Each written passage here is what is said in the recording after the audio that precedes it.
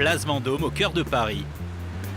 Sans conteste, l'une des adresses les plus chics de la capitale, le temple des joailliers et des marques de luxe.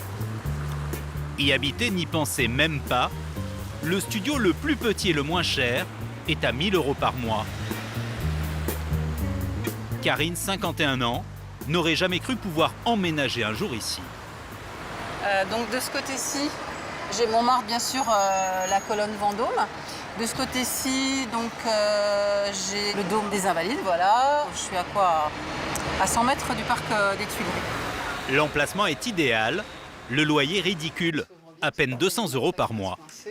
J'ai choisi de prendre un lit pliant pour pouvoir avoir de l'espace, voilà. Et là, vous avez combien de mètres carrés, par exemple? Là, ici, je pense qu'il y a à peu près 14 mètres carrés. Et puis donc, il y a déjà des placards. Il y avait déjà ce placard-là. La chambre est rien que pour elle. Toutes les autres pièces sont communes. La salle à manger, la cuisine aussi. On a 8 plaques, en fait. Et même cette pièce tout à fait inédite pour un appartement parisien. Voilà. Alors moi, c'est la première fois que je vais une pièce consacrée À des étendoirs qui doit faire quand même... elle fait combien cette pièce? Ça fait bien presque 15 mètres carrés. Hein. Ouais. C'est pas mal pour, pour des étendoirs. En réalité, Karine habite dans des bureaux qu'elle partage avec 7 autres personnes. Nous sommes sur un étage où il y a le plus de colocataires. Mais bon, la surface, je pense, justifie le nombre. Parce que je pense qu'il y a à peu près 450-500 mètres carrés ici. Ah, on se marche pas dessus. Non, ça va. En attendant que ces bureaux trouvent un nouveau propriétaire, ils servent d'habitation temporaire et les colocataires peuvent investir les pièces Voilà, donc ici, il y a un petit espace salon comme bon leur semble. pour justement rester discuter le soir sans gêner les autres colocs, puisque du coup... Aujourd'hui, ils sont 400 en France à vivre de cette façon et à profiter de ces habitations pour le moins originales. Trouver à se loger dans les grandes villes est presque devenu mission impossible. Pourtant, il y aurait bien une solution. Les 6 millions de mètres carrés inoccupés en France, tous les bureaux qui ne trouvent toujours pas preneur. Une société a eu la bonne idée de proposer à ses propriétaires de les exploiter de façon temporaire. Un tout petit loyer, en échange de locataires qui acceptent de jouer les gardiens. Alors comment ce système fonctionne-t-il et qui a droit à ces appartements bon plan ? Retour dans les bureaux transformés en appartements place Vendôme. Karine vit en province, mais son métier l'oblige à passer 4 jours par semaine à Paris. Ce système est beaucoup plus économique qu'une location classique. Voilà comment elle se retrouve dans cette pièce qu'aurait occupée une star du design. D'après ma coloc qui est là depuis le début, elle m'a dit que c'était le bureau de Philippe Starck. Et ça pourrait être vrai parce que c'est vrai que j'avais trouvé de l'encre que j'ai, enfin un petit peu partout, j'avais retiré ces taches-là. Le risque de laisser des bureaux vides, c'est qu'ils soient squattés et même vandalisés. Pour éviter cela, on fait souvent appel à des sociétés de gardiennage. Mais là, le propriétaire a préféré cette solution moins onéreuse, la protection par occupation. C'est pas que de profiter des lieux, on a aussi un rôle à jouer et à prévenir. Moi, ça m'est déjà arrivé de prévenir lorsqu'on voit des dysfonctionnements en soi. Ça vous avez déjà rentré? Oui, une fois. Il y a une personne qui s'était introduite, que j'ai conduite. Le propriétaire a dû faire quelques travaux, Alors ici, c'est notre petite salle de bain. notamment installer une douche. La cabine. Les 8 colocataires de l'étage doivent se la partager.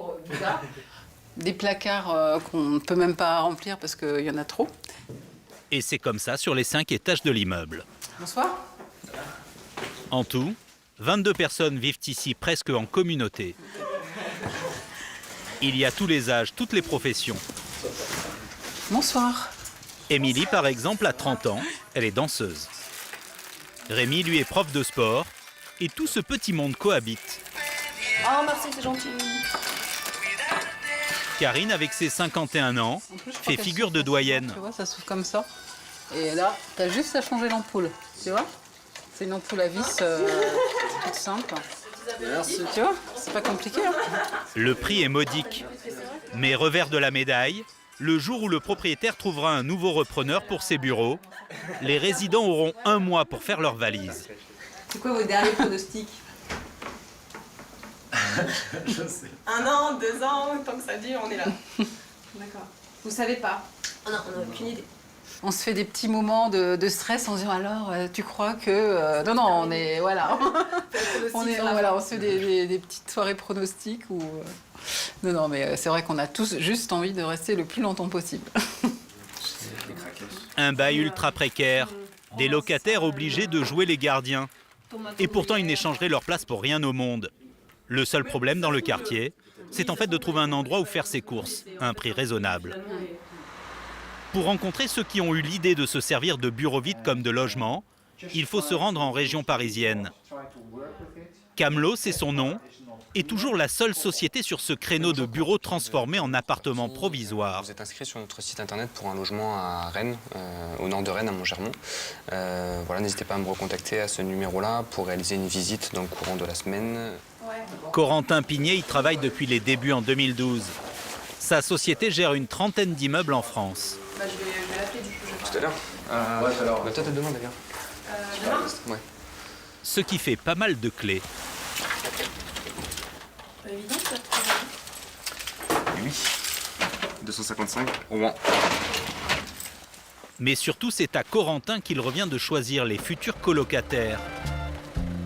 Aujourd'hui, il a rendez-vous à Rouen, en Normandie, pour faire visiter un appartement à un nouveau locataire potentiel. Donc on aura un petit entretien de 15-20 minutes avec lui pour essayer de juger s'il est apte à vivre en colocation, parce qu'on va imposer des colocataires aux résidents déjà existants. Donc nous, on a besoin de bien les sentir, de bien les choisir pour être sûr que ça va bien se passer avec les autres colocataires. Ouais. Là, vous n'êtes pas 100% sûr alors? Non, on n'est jamais 100% sûr tant qu'on n'a pas signé. Les candidats déposent leur dossier sur Internet en ciblant une ville. Ensuite, les propositions de logement se font en fonction des disponibilités. Dans le cas présent, c'est pour habiter l'ancien siège d'un fournisseur de gaz. Au rez-de-chaussée, tout est resté en l'état. Du coup, c'était des anciens bureaux d'une grande entreprise. Et là, on est dans le hall d'accueil. Donc, la clientèle devait arriver par ici à l'époque. Il y a toujours le hall d'accueil ici, avec le panneau accueil. Et là, il devait y avoir une petite salle d'attente pour les clients. Elle a été transformée en box à bicyclette. Le sas de sécurité, lui, n'a même pas été démonté. C'est étonnant comme une porte comme ça dans une maison, ça. Ouais, du coup, c'est un sas, pour le coup, c'est vraiment un sas de bureau avec la badgeuse sur le côté.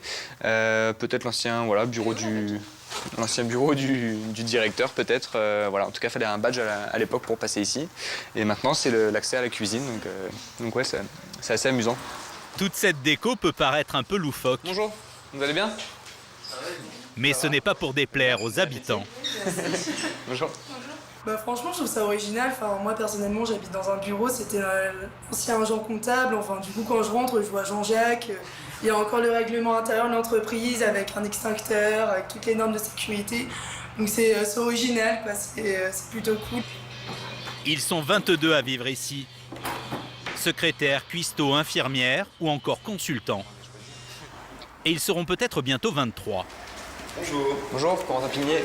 Enchanté. Fabien, 30 ans, doit venir suivre une formation à Rouen. Bah voilà, bienvenue. C'est une amie qui lui a donné le tuyau. Il y a le premier salon, donc voilà, qui a été aménagé par les résidents. Les locataires ont le droit d'utiliser le mobilier sur place. Les appareils électroménagers, en revanche, leur appartiennent. Donc après, je sais qu'ils les partagent, mais il faudra juste leur demander avant de, Ouais, tout à fait, on peut avant de les s'arranger. utiliser. Donc là, il y a un résident, là, il n'y en a pas, et là, il y a un résident. Voilà. Donc ça sera cette chambre-là. Ça sera cette chambre-là. La chambre coûte 201 € par mois. Eau, électricité et chauffage compris. Que de l'autre côté, ouais. ah bah, Et il y a même une penderie. ouh, c'est le luxe. Très bien, ok. Non, c'est pratique, c'est parfait. Ah bah satisfait, d'autant plus que je pensais même pas qu'il y aurait même un petit meuble. Bon, tant mieux, coup de chance. Mais oui, tout à fait satisfait, c'est bien. Fabien devra meubler la chambre avec ses propres affaires. Je suis... Fin de la visite. Il peut emménager quand il veut, ce soir s'il le souhaite. Il me faut pièce d'identité, justificatif de domicile. Au-delà du prix très attractif, nul besoin d'avoir un dossier béton de parents qui se portent caution. Il faut simplement justifier d'un salaire. Ce système-là me permet d'aujourd'hui d'avoir un logement alors que, en temps normal, dans les systèmes classiques, je ne pourrais pas. Donc oui, c'est plutôt bien. En réalité, il y a une seule chose qu'on lui demande. Une adresse chez qui habiter au cas où. C'est la lettre d'engagement de relogement.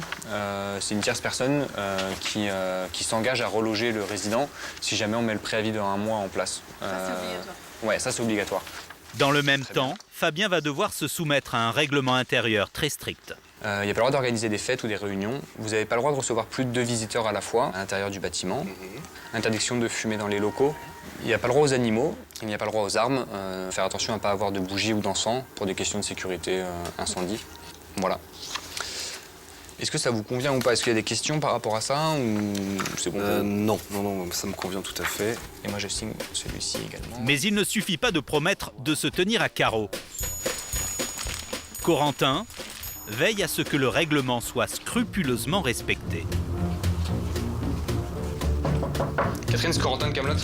Il peut débarquer chez les colocataires à n'importe quel moment. Johan, c'est Corentin de Kaamelott. Et gare aux contrevenants. Cela peut être un motif pour mettre fin au contrat. Du coup, là, ce qui va pas, c'est qu'il a un micro-ondes qui n'était pas là avant, en plus. Donc voilà. En général, ils savent que les micro-ondes ne sont pas autorisés. Sachant que là, il est branché et qu'il n'est pas très propre, en plus, c'est qu'il doit l'utiliser. Pour des questions d'hygiène et de sécurité, on préfère éviter. On préfère tout regrouper dans une cuisine, uniquement pour surtout pour des questions d'hygiène. Le locataire Ça va pas dans le règlement. s'en tire avec un simple avertissement. Cette idée d'occuper des bureaux de manière temporaire est née il y a 20 ans en Hollande. Et là-bas, vous allez voir que c'est devenu un mode de vie à part entière. Rotterdam est son célèbre port. La ville est en pleine transformation. Elle compte de nombreux bâtiments vides. Et si ce matin, Bob de Wilder de la société Camlo s'est mis sur son 31, c'est parce qu'il a rendez-vous avec son meilleur client, la mairie de Rotterdam. Pour nous, la ville, c'est le plus gros propriétaire de bâtiments vides. On est très fiers de travailler avec eux, c'est une très belle vitrine. En Hollande, près de 60 000 personnes habitent dans ces logements temporaires. Et ici, tous les bâtiments peuvent servir bureaux, bien sûr, mais aussi manoirs, anciennes usines, et même cette école, qui attend depuis 4 ans d'être transformée en supermarché.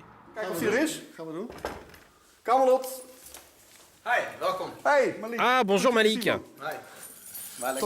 Je te présente Tom, le responsable de la mairie. On est venu faire une petite inspection. Fini les tables d'écoliers, les tableaux noirs, place au boule à facettes de ce studio de danse salsa. Aux Pays-Bas, il n'y a pas que les habitants qui logent dans ces bâtiments.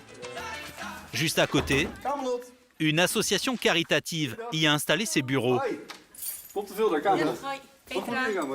Ici, cette forme d'occupation est extrêmement répandue. Et pour Gudrun, la présidente de l'association, travailler ici était une évidence. Dans les années 60, le squat était normal ici, aux Pays-Bas. Ça fait partie de notre culture. Puis les choses ont été de plus en plus organisées. Maintenant, on a trouvé un bon système, donc c'est devenu banal de bouger d'un bureau temporaire à un autre. Et c'est légal.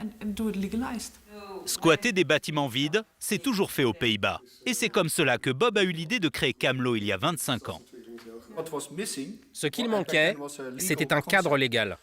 Donc avec mon partenaire, on a créé ce cadre légal qui était indispensable pour aller voir le propriétaire et lui dire « Si vous signez là, donnez-moi les clés et je m'occupe de tout ». Ça coûte cher de faire surveiller un bâtiment. Là, cette solution ne nous coûte pas d'argent, elle nous en apporte. Donc, d'un point de vue financier, c'est mieux pour nous. En Hollande, Camlo n'est pas la seule sur le coup. Une cinquantaine de sociétés privées se disputent le marché de ces locations temporaires. Bonjour, je suis de Camlo. On peut venir jeter un œil? Oui, bien sûr. Dan est étudiant, il habite 2 anciennes salles de classe, 80 mètres carrés à lui tout seul, pour 265 €. J'imagine que c'est votre chambre à coucher là-bas? Oui, il y a ma chambre. Là, c'est mon bureau pour étudier. Et là, le coin que j'ai aménagé pour faire ma gym. À bien y regarder, une famille entière pourrait y loger. Mais ce n'est pas l'objectif de ce concept de résidence provisoire. On n'est pas là pour résoudre la crise du logement. C'est trop petit, et puis c'est temporaire. C'est vraiment pour une catégorie bien spéciale de gens, comme les étudiants ou des personnes qui n'ont pas envie de se fixer. De vous à moi, je ne pourrais pas aller à l'université si je devais payer une chambre le prix normal, c'est-à-dire 2 fois plus qu'ici. Ce type d'hébergement me permet tout simplement de continuer mes études. En Hollande, tout le monde semble avoir assimilé le concept. Chez nous, il y a du mieux, mais c'est encore trop nouveau. La société française se heurte à la frilosité des propriétaires et des pouvoirs publics.